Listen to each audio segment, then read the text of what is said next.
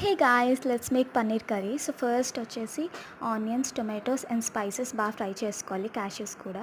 తర్వాత ఇలా చూపిస్తున్నట్లు ఒక పేస్ట్ చేసుకోవాలి. అందులో చిల్లీ పౌడర్, ఇంకా సాల్ట్, ధనియా పౌడర్ అండ్ గరం మసాలా, కొంచెం ఆయిల్ వేసి పేస్ట్లో చేసుకొని అందులో మనం కట్ చేసుకున్న పన్నీర్ క్యూబ్స్ వేసి ఇలా మ్యారినేట్ చేసి పెట్టాలన్నమాట. ఆ తర్వాత మనం ఏదైతే ప్రిపేర్ చేసుకున్నామో, ముందు ఫ్రై చేసుకున్నామో అదంతా మిక్సీ చేసుకోవాలి. మిక్సీ చేసుకొని ఆ పేస్ట్ పక్కన పెట్టుకొని ఈలోగా ఈ క్యూబ్స్ ఉన్నాయి కదా, మ్యారినేట్ చేసిన క్యూబ్స్, ఇది ఫ్రై చేసుకోవాలన్నమాట గోల్డెన్ బ్రౌన్ వచ్చినంత వరకు. తర్వాత సేమ్ ప్యాన్లో జింజర్ గార్లిక్ పేస్ట్, ఇంకా ముందు మిక్సీ చేసుకున్నాం కదా ప్రిపేర్ చేసుకున్న పేస్ట్ వేసి, మళ్ళీ మనం టేస్ట్కి సరిపడా కొంచెం garam masala, chilli powder and salt కొంచెం వేసుకొని టేస్ట్ అడ్జస్ట్ చేసుకొని దాన్ని ఒక బాయిల్ రానివ్వాలి.